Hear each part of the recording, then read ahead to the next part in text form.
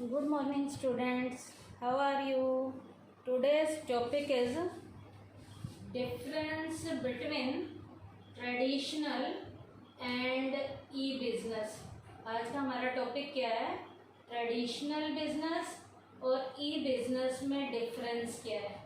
Traditional का मतलब है जो पहले के टाइम में होता था, और आज जो इलेक्ट्रॉनिक ट्रांजैक्शन इंटरनेट की हेल्प से की जाती हैं वो बिज़नेस कौन सा होता है? ई बिज़नेस होता है। तो आज हम ट्रेडिशनल और ई बिज़नेस का डिफरेंस करेंगे बेसिस ऑफ डिफरेंसेस की हेल्प से। टी शेप में करेंगे। पहला है ट्रेडिशनल बिजनेस और दूसरा है हमारा ई बिज़नेस। और ट्रेडिशनल बिजनेस और ई बिज़नेस का डिफरेंस हम बेसिस ऑफ डिफरेंसेस की हेल्प से कर रहे हैं। तो पहला पॉइंट क्या है हमारा? फॉर्मेशन का। ट्रेडिशनल बिजनेस डिफ़िकल्ट है बेटा, इसको फॉर्मुलेट करने का जो प्रोसेस है वो पुराना और काफ़ी डिफ़िकल्ट वाला है। मतलब बहुत से लोगों की ज़रूरत पड़ती है, दुकान होनी चाहिए, फर्नीचर होना चाहिए, पता नहीं कितना कुछ होना चाहिए। तो इसको फॉर्मुलेट करना ट्रेडिशनल वाले बिजनेस को डिफ़िकल्ट है। और ई बिज़नेस वाला जो फॉर्मेशन है, ई बिज़नेस को स्टार्ट करना काफ़ी इजी है क्योंकि इलेक्ट्रॉनिक ट्रांजैक्शन है, इंटरनेट की हेल्प से की जाती है। तो फॉर्मेशन जो पॉइंट है, ट्रेडिशनल बिजनेस का फॉर्मेशन डिफ़िकल्ट है, ई बिज़नेस का फॉर्मेशन का प्रोसेस काफ़ी क्या है? इजी है। उसके बाद है फिजिकल प्रेजेंस, शारीरिक जो है उपस्थिति जिसे हम कहते हैं। ट्रेडिशनल बिजनेस में नेसेसरी है, ज़रूरी होनी चाहिए, बेचने वाला एट ए टाइम उपस्थित होना चाहिए, एट ए टाइम प्रेजेंट होना चाहिए। ट्रेडिशनल में नेसेसरी है, लेकिन ई बिज़नेस में नॉट रिक्वायर्ड, कोई ज़रूरी नहीं है। इलेक्ट्रॉनिक ट्रांजैक्शन किसकी हेल्प से की जाती है? इंटरनेट की हेल्प से की जाती है। तो यहाँ पर ई बिज़नेस में physical presence not required, traditional business में फिजिकल प्रेजेंस नेसेसरी। खरीदने वाला और बेचने वाला आमने सामने होने चाहिए, लेकिन यहाँ आमने सामने ना भी हो तो भी गुजारा चल जाता है। तो ई बिज़नेस में physical presence not required, traditional business में फिजिकल प्रेजेंस रिक्वायर्ड तो क्या लिखेंगे यहाँ? नेसेसरी। उसके बाद है थर्ड डिफरेंस का point, cost of setting up. Business को सेट करने के खर्चे ट्रेडिशनल बिजनेस में बहुत ज़्यादा आते हैं। बिजनेस को सेटअप एक लगाना हो, डिपार्टमेंट बनाने पड़ेंगे, पता नहीं कितने लोगों को रखना पड़ेगा, प्रॉपर प्लान बनाना पड़ेगा, ऑर्गेनाइजेशनल स्ट्रक्चर सेटअप करना पड़ेगा। तो ये सारे कामों को करने में खर्चे हद से ज़्यादा आते हैं। तो ट्रेडिशनल बिजनेस का cost of setting up more है और ई बिजनेस का कॉस्ट ऑफ सेटिंग अप बिल्कुल कम है। तो क्या लिखेंगे? लेस। इलेक्ट्रॉनिक ट्रांजैक्शन है, कंप्यूटर की हेल्प से, इंटरनेट की हेल्प से की जाती है। तो इसके सेटिंग अप के खर्चे जो कॉस्ट हैं ई बिज़नेस की क्या होती है? लेस होती है। उसके बाद है डीलिंग टाइम। डीलिंग का टाइम ज़्यादा लगता है, कम लगता है? कैसे लगता है? ट्रेडिशनल बिजनेस में डीलिंग का टाइम बहुत ज़्यादा होता है, बहुत ज़्यादा टाइम लगता है। खरीदने वाला और बेचने वाला जाएंगे, पहले खरीदने वाला बताएगा मुझे क्या चाहिए, बेचने वाला उस प्रोडक्ट के बारे में बताएगा। तो डीलिंग का टाइम ट्रेडिशनल बिजनेस में मोर होता है, हद से ज़्यादा होता है। और डीलिंग टाइम ई बिजनेस का लेस होता है। क्यों लेस होता है?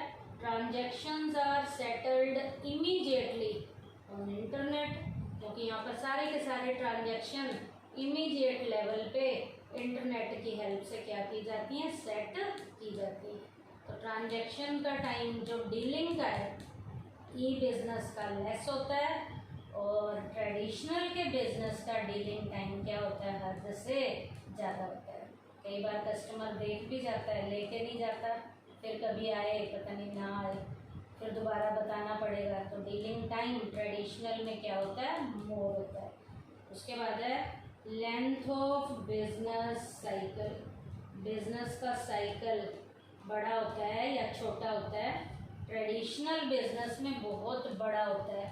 बिजनेस साइकिल की जो लेंथ है लॉन्गर होती है। क्या लिखेंगे? लॉन्गर। क्यों लॉन्ग है? Because sequential relationship among various business processes. जितने भी बिजनेस के प्रोसेसेस हैं उनमें एक सीक्वेंस वाला रिलेशन चलता है। जितने भी बिजनेस के प्रोसेसेस की वेरियस लेवल के जो काम हैं उनमें एक सीक्वेंस लेवल का रिलेशनशिप होता है। कैसे? परचेज का है, उसके बाद प्रोडक्शन का है, सेल का है, एक्सेट्रा है। और भी बहुत से प्रोसेस हो सकते हैं जिनमें अलग अलग सीक्वेंस के अकॉर्डिंग इनका रिलेशनशिप चलता है। तो ट्रेडिशनल बिजनेस का बिजनेस साइकिल की जो लेंथ है वो लॉन्गर होती है। क्यों लॉन्गर होती है? Because sequential relationship among various business processes, वो क्या क्या हो सकता है? परचेज का हो सकता है, प्रोडक्शन का हो सकता है, सेल का, इसके अलावा और भी किसी का हो सकता है। ई बिजनेस का लेंथ ऑफ बिजनेस साइकिल जो है वो शॉर्टर है। क्यों शॉर्टर है? Because of completion of various business processes generally at the same time. बेटा ई बिजनेस का बिजनेस साइकिल का जो टाइम पीरियड है वो शॉर्ट क्यों होता है? क्योंकि सेम टाइम पर ही बिजनेस के प्रोसेस की जो सारी की सारी एक्टिविटीज़ हैं वो एक सेम टाइम पर ही क्या की जाती हैं? कंप्लीट की जाती हैं। एक सेम टाइम पर ही ये सारी एक्टिविटीज़ ई बिजनेस में कंप्लीट की जाती हैं। तो इसका बिजनेस साइकिल ई बिजनेस का शॉर्टर होता है और ट्रेडिशनल बिजनेस का लॉन्गर होता है। उसके बाद है अपॉर्चुनिटी फॉर इंटरपर्सनल टच। बेटा आपस में एक दूसरे से हाल चाल पूछने के जो अवसर हैं, इंटरपर्सनल टच, जो एक दूसरे को आपने तवज्जो देनी है उसके मौके, अपॉर्चुनिटी का मतलब होता है उनके अवसर। ट्रेडिशनल बिजनेस में बहुत ज़्यादा होते हैं। इंटरपर्सनल टच की अपॉर्चुनिटी बहुत मिलती हैं। जैसे दुकानदार के पास ग्राहक जाता है, हाल चाल पूछता है, पानी वानी पिलाता है, उसे बैठने के लिए सीट ऑफर करता है और हाय हेलो वगैरह करता है। तो इंटरपर्सनल टच की अपॉर्चुनिटी ट्रेडिशनल बिजनेस में मोर होती हैं और ई बिजनेस में बिल्कुल लेस होती हैं। क्यों लेस होती हैं? क्योंकि सारी के सारे transactions at a time complete कर ली जाती हैं और इन ट्रांजैक्शन को करने का मीडियम क्या होता है? इंटरनेट होता है। क्योंकि ई बिजनेस में ट्रांजैक्शंस इलेक्ट्रॉनिक ट्रांजैक्शंस होती हैं तो इंटरनेट की हेल्प से हो जाती हैं। इंटरपर्सनल टच की जो अपॉर्चुनिटी हैं ई बिजनेस में लेस होती हैं और ट्रेडिशनल बिजनेस में इंटरपर्सनल टच की अपॉर्चुनिटी क्या होती हैं? ज़्यादा होती हैं। तो यहाँ ज़्यादा है तो क्या लिखेंगे? मोर। यहाँ लेस है तो कम है तो लेस लिखेंगे। उसके बाद है global reach. World wide level तक कौन सा बिजनेस काफ़ी जल्दी से तेज़ी से चला जाता है? वर्ल्ड वाइड लेवल तक उसकी डिमांड बढ़नी शुरू हो जाती है। Traditional business world wide level तक नहीं जा पाता क्योंकि पुराने घिसे पिटे तरीक़ों का यूज़ किया जाता है, इलेक्ट्रॉनिक मीडियम भी नहीं है, तो इसकी ग्लोबल रीच ट्रेडिशनल बिजनेस की लेस होती है, कम होती है। लेकिन जो बिजनेस इलेक्ट्रॉनिक ट्रांजैक्शंस की हेल्प से, इंटरनेट की हेल्प से किया जाता है वर्ल्ड वाइड लेवल तक, वो बिजनेस बहुत जल्दी जाना शुरू हो जाता है। तो वर्ल्ड वाइड लेवल तक ई बिजनेस की जो पहुंच है, रीच है, वो बहुत ज़्यादा होती है। तो ज़्यादा होती है तो यहाँ क्या लिखेंगे? मोर। और ट्रेडिशनल में कम चांसेस होते हैं तो क्या लिखेंगे? लेस। नेक्स्ट है गवर्नमेंट पैट्रोनेज। गवर्नमेंट का हस्तक्षेप कैसा है या गवर्नमेंट करती है या गवर्नमेंट का रोल कैसा है। ट्रेडिशनल बिजनेस में गवर्नमेंट पैटर्नेज काफ़ी लेस लेवल की होती है, कम लेवल की होती है। सरकार ज़्यादा हस्तक्षेप नहीं करती है क्योंकि ये ट्रांजैक्शन नॉर्मली पुराने तरीके से ही की जाती हैं। और जो हमारा ई बिज़नेस है इसमें गवर्नमेंट पैटर्नेज बहुत ज़्यादा होती है। तो क्या लिखेंगे, more because of giving priority to IT sector, क्योंकि यहाँ पर इंफॉर्मेशन टेक्नोलॉजी का जो सेक्टर है आईटी सेक्टर है, क्योंकि यहाँ ट्रांजैक्शन इलेक्ट्रॉनिक मीडियम से इंटरनेट की हेल्प से होती हैं। तो यहाँ पर गवर्नमेंट पैटर्नेज हमारे ई वाला जो बिज़नेस है वहाँ मोर होगी और ट्रेडिशनल बिजनेस की गवर्नमेंट पैटर्नेज क्या होती है, लेस होती है, क्योंकि आईटी सेक्टर का यहाँ पर किसी भी तरीके का कोई भी रोल नहीं होता। तो ये हमने किया है टॉपिक क्या, difference between traditional and E business. T shape में किया है, बेसिस ऑफ डिफरेंसेस की हेल्प से किया है। पहला ट्रेडिशनल था, दूसरा ई था। अब इनके बेसिस ऑफ डिफरेंस के पॉइंट्स में दोबारा बोल देती हूँ। पहला पॉइंट है फॉर्मेशन, ट्रेडिशनल डिफ़िकल्ट होता है, ई बिजनेस इजी होता है। फिजिकल प्रेजेंस में ट्रेडिशनल में नेसेसरी है, ई बिजनेस में नॉट रिक्वायर्ड। थर्ड है cost of setting up, traditional की मोर है, ई बिजनेस की लेस है। डीलिंग टाइम, ट्रेडिशनल का मोर है, ई बिजनेस का लेस है। Length of business cycle, traditional का लॉन्गर है, ई बिजनेस का शॉर्टर है।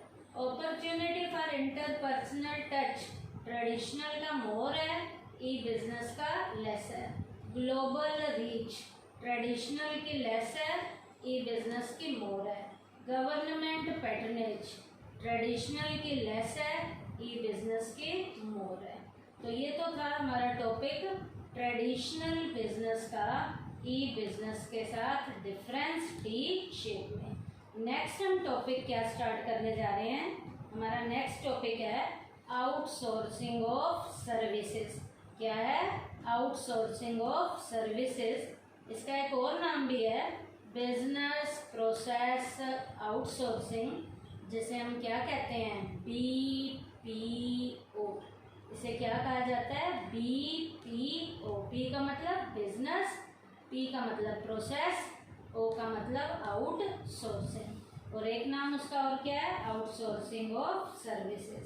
है क्या ये बेटा आउटसोर्सिंग ऑफ सर्विसेज। बेटा सबसे पहले बेटा यहाँ पर आपको क्या पता होना चाहिए आउटसोर्सिंग ऑफ सर्विसेज के बारे में। बेटा आप सबको पता है कि हम सारी एक्टिविटीज़ खुद नहीं कर सकते, सारे काम हम खुद नहीं कर सकते। अब बेटा जो काम हम खुद कर सकते हैं वही काम तो हम खुद करेंगे, लेकिन जो काम हमें आता ही नहीं है वो सर्विसेज हम बाहर जो एक्सपर्ट लोग बैठे हुए हैं उन सर्विसेज को देने वाले, उनसे हम उनकी क्या लेंगे, सर्विसेज लेंगे। तो बाहर के लोगों से जो स्पेशलिस्ट लेवल की सर्विसेज ली जाती हैं और उन्हें उनकी सर्विसेज के बदले में हम उनको देते हैं एज अ रिटर्न, जो भी उनकी प्राइस होती है।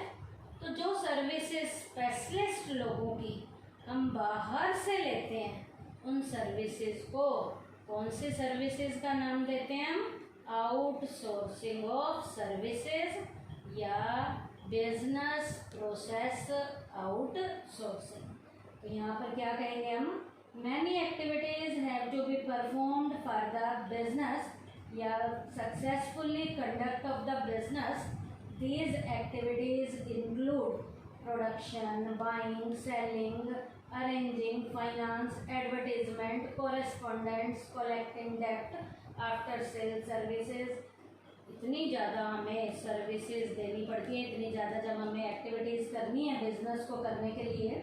सम of these activities are formed by the business institution itself. इनमें से कुछ काम तो बिजनेस खुद ही कर लेता है, कुछ कामों को तो बिजनेस खुद ही कर लेता है। जो काम खुद करेगा वो उसने खुद करने हैं। वो खुद करने वाले कौन से हैं, जैसे they are production, buying and selling. And some other activities for which the business institution has to arrange। कुछ एक्टिविटीज़ ऐसी हैं जहाँ पर बिजनेस को कुछ अरेंजमेंट करने पड़ेंगे क्या? Fulfillment within the organization, कुछ तो वो ऑर्गेनाइजेशन के अंदर से पूरे करेगा, and some from outside the organization, और कुछ उसके काम उसे कहाँ से करने पड़ेंगे? बाहर से करने पड़ेंगे। जैसे एक एग्जाम्पल दिया जाएगा कि कैसे उसे बाहर की सेवाएं लेनी है और कुछ काम कैसे अंदर से करने हैं। एडवर्टीजमेंट का जैसे काम है, advertisement of its product can be done by the company itself, it can be got done through the advertising agency in the market also, market में एडवर्टाइजिंग की एजेंसी के जरिए कर सकता है। There are advertising agency in the market which provide advertising services, काम खुद कर सकता है तो वेल एंड गुड, नहीं कर सकता तो बाहर जो लोग बैठे हुए हैं उनसे उनकी एडवर्टाइजिंग की सेवाएं ले सकता है। ऐसे ही और एक्टिविटीज़ जैसे कुरियर की एक्टिविटीज़ हैं, ये बाहर के लोगों से ली जा सकती हैं। फाइनेंशियल कंसल्टेंसी सर्विसेज, ये भी बाहर के लोगों से ली जाती हैं। डेप्ट कलेक्टिंग सर्विसेज, उधार को कलेक्ट कराना है, ये सर्विसेज भी बाहर के लोगों से ली जा सकती हैं। और भी कस्टमर की बहुत से सर्विसेज हैं जो बिजनेस बाहर के लोगों से लेता है। तो इसका मतलब क्या है? When the scale of the business was small, businessmen used to perform these activities within the organization itself. Business छोटा होता है तो ये सर्विसेज बिजनेस के खुद से ली जाती है, बिजनेस खुद इन सर्विसेज को प्रोवाइड कराता है।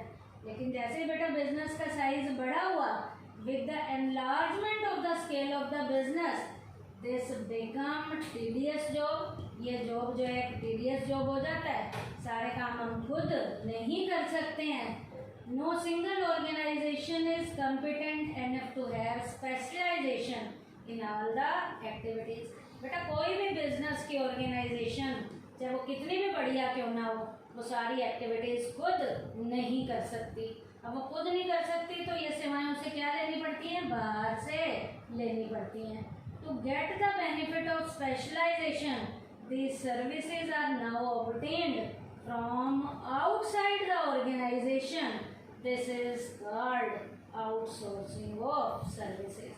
अब बेटा सब कामों को करने का बिजनेस में खुद तो बिजनेस के जो लोग हैं वो स्पेशलिस्ट नहीं होते। अब स्पेशलिटी का बेनिफिट लेना है तो बाहर लोग बैठे हुए हैं अपनी स्पेशलिस्ट लेवल की सर्विसेज को देने के लिए।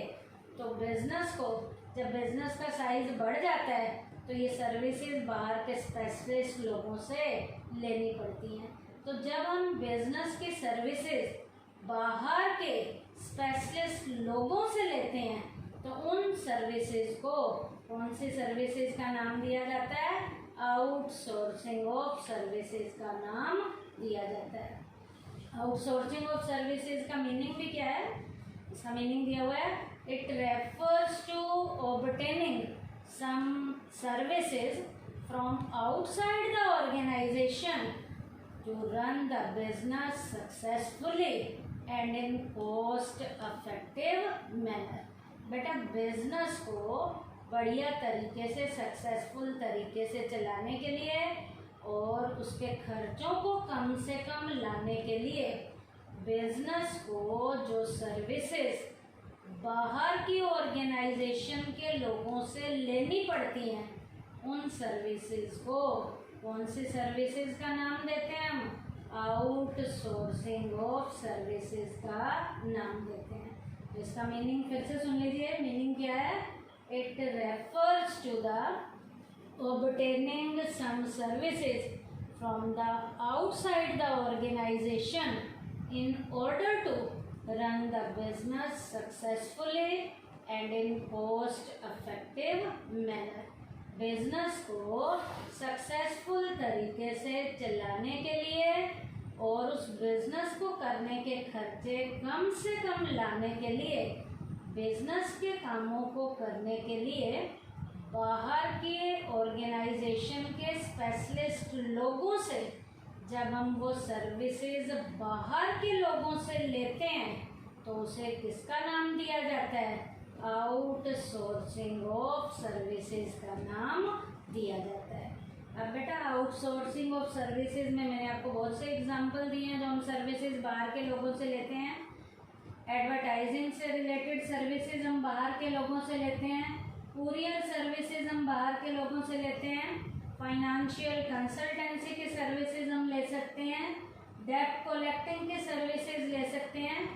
कस्टमर को फैसिलिटीज प्रोवाइड कराने की सर्विसेज ले सकते हैं। उसके बाद है बेटा अगला topic, nature of outsourcing of services और BPO.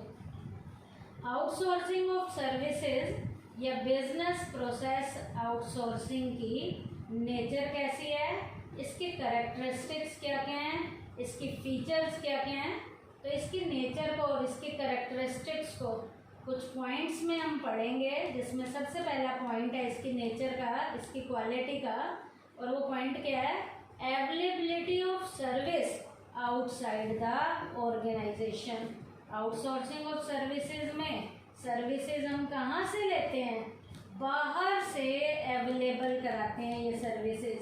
Under the outsourcing of the business organization get services from outside. इसमें बिजनेस जो सर्विसेज लेता है कहाँ से लेता है, बाहर से लेता है, from outside. Some companies are establish providing some special services like डेब्ट कलेक्टिंग एजेंसीज। कुछ कंपनीज जो हैं उधार की उगाही की सर्विसेज बिजनेस को देती हैं, और ये सर्विसेज बिजनेस उधार को उगाही करवाने का काम बाहर के लोगों से करवाता है। These agencies provide the job of collecting money from the debtors of different companies. अब बेटा ये एजेंसी क्या करती हैं, कंपनी के उधार को कलेक्ट करने का काम करती हैं, और उधार को कलेक्ट करने के लिए बहुत से लोगों को उसने रखा हुआ है। वो लोग जाते हैं और कंपनी के लिए उधार की कलेक्शन करके लाते हैं। तो ये सर्विस हमने बाहर से ली है, तो बाहर से सर्विसेज लेने का नेचर में फीचर का पहला पॉइंट क्या है, availability of services outside the organization. ये सर्विसेज हमें कहाँ से अवेलेबल होती हैं, आउटसाइड से, बाहर से अवेलेबल होती है। तो बाहर से जो अवेलेबल होंगी उनमें एडवर्टाइजिंग की भी सर्विसेज हो सकती हैं, डेब्ट कलेक्शन की सर्विसेज हो सकती हैं, कुरियर सर्विसेज हो सकती हैं, कस्टमर सपोर्ट सर्विसेज हो सकती हैं, बहुत से सर्विसेज हैं। दूसरा इसका पॉइंट क्या है इसके नेचर का, specialized services. Specialized services, a company provide a single service. यहाँ पर एक ही सर्विस कंपनी ने प्रोवाइड करानी होती है। It acquire specialization of its field. ये अपनी फील्ड में स्पेशलिस्ट है, क्योंकि एक ही काम को करने की ये सेवाएं दे रहे हैं, एक ही काम को करने की सेवाएं दे रहे हैं, इसका मतलब अपने काम में ये लोग स्पेशलिस्ट हैं। This has a positive effect on the quality of the service. ये सर्विस की सबसे पॉजिटिव वाला एस्पेक्ट है कि इन सर्विसेज को जो देने वाले लोग हैं वो अपनी फील्ड के क्या होते हैं, स्पेशलिस्ट होते हैं। और स्पेशलिस्ट लोग यदि आपकी यूनिट के अंदर नहीं हैं तो स्पेशलाइजेशन की जो जिस कामों को करने के परफेक्ट यदि बाहर ऑर्गेनाइजेशन से बैठे हुए हैं तो ये सर्विसेज बाहर के लोगों से ली जाती हैं, क्योंकि वो एक ही काम को करने की आपको सर्विसेज देंगे और ये व्यक्ति अपने कामों को करने के स्पेशलिस्ट होते हैं। तो ये सर्विसेज कैसी होती हैं, स्पेशलाइज्ड लेवल की सर्विसेज होती हैं। उसके बाद है चीपर सोर्स ऑफ सर्विसेज। ये सर्विसेज हमें बाहर से महंगी नहीं मिलती हैं, काफ़ी सस्ती मिलती हैं। It is the nature of the outsourcing of services to provide cheaper services. ये सर्विसेज हमें बाहर से सस्ती दरों पे मिल जाती हैं, इजीली लेवल पे मिल जाती हैं। Dealing in one kind of service on a large scale makes cheap service available. बेटा जब हम लार्ज लेवल की इनकी सेवाएं लेंगे तो ये सर्विसेज जो हैं चीपर लेवल की सर्विसेज होती हैं। जिनसे हम सेवाएं ज़्यादा लेते हैं तो वो पैसे कुछ क्या लेते हैं, कम लेते हैं।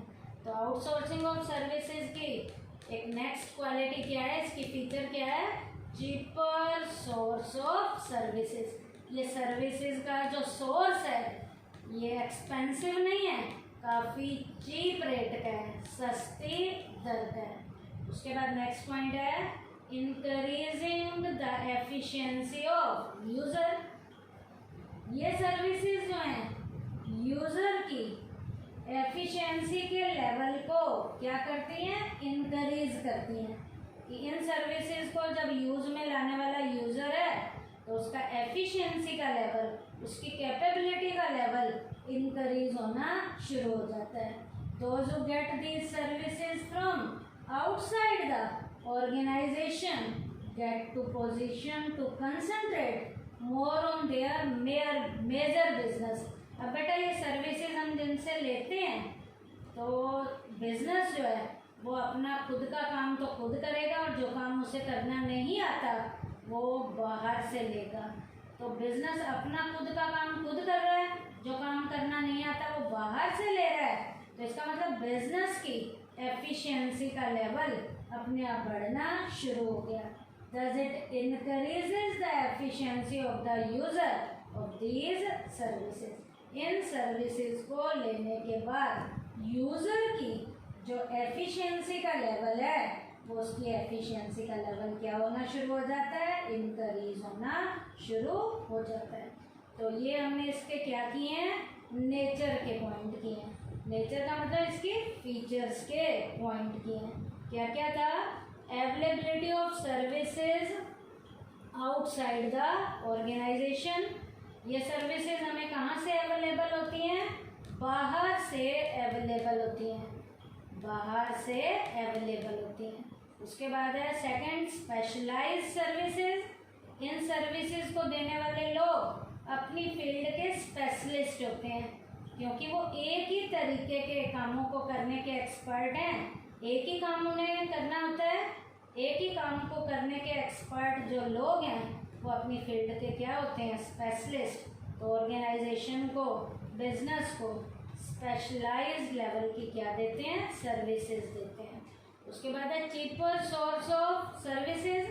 ये सर्विसेज जब हम लार्ज लेवल पे लेते हैं तो ये सर्विसेज हमें सस्ती दरों पर इजीली लेवल पे बाहर से अवेलेबल होनी शुरू हो जाती हैं। क्यों, क्योंकि ये सर्विसेज हमने ज़्यादा लेनी है। ज़्यादा लेंगे तो सर्विसेज का जो रेट होगा वो क्या होगा, कम होगा। उसके बाद है increasing the efficiency of user. इनको यूज़ में लाने वाला जो यूज़र है वो अपना काम तो खुद करेगा, जो काम करना उसे खुद आता है, और जो काम करना उसे नहीं आता वो सर्विसेज बाहर से लेगा। तो यूज़र की एफिशिएंसी का लेवल आउटसोर्सिंग ऑफ सर्विसेज से या बिजनेस प्रोसेस आउटसोर्सिंग से यूज़र की एफिशिएंसी का लेवल क्या होना शुरू हो जाता है, इंक्रीज होना शुरू हो जाता है। तो आज के अब इस सेकंड टॉपिक में हमने क्या किया, आउटसोर्सिंग ऑफ सर्विसेज का मीनिंग किया है, और आउटसोर्सिंग ऑफ सर्विसेज की हमने क्या किया है, नेचर की है। आउटसोर्सिंग ऑफ सर्विसेज का मीनिंग क्या है, it refers to obtaining some services from outside the organization in order to run the business successfully and in cost effective manner. Outsourcing of services का मतलब क्या है, बिजनेस की ऑर्गेनाइजेशन को successful तरीके से चलाने के लिए और उस बिजनेस की ऑर्गेनाइजेशन के खर्चों को कम करने के लिए जो बिजनेस बाहर से, जो आउटसाइडर्स हैं, बाहर के आउटसाइडर्स की एक्सपर्टनेस की जो सर्विसेज बाहर के लोगों से लेता है उस सर्विसेज को कौन सी सर्विसेज कहते हैं, आउटसोर्सिंग ऑफ सर्विसेज। अब आउटसोर्सिंग ऑफ सर्विसेज में इसका सेकंड नेम क्या है, BPO, बिजनेस प्रोसेस आउटसोर्सिंग। उसके बाद हमने इसकी नेचर की है, availability of services outside the organisation, specialised services, cheaper source of services और increasing the efficiency of user. तो आज के टॉपिक में, इस लेक्चर में हमने क्या किया बेटा, दो टॉपिक किए हैं। पहला डिफरेंस बिटवीन ट्रेडिशनल और ई बिजनेस किया है टी शेप में, बेसिस ऑफ डिफरेंसेस के हेल्प से। सेकंड टॉपिक हमने आउटसोर्सिंग ऑफ सर्विसेज का मीनिंग किया है और उसकी नेचर के पॉइंट किए हैं। थैंक यू बेटा।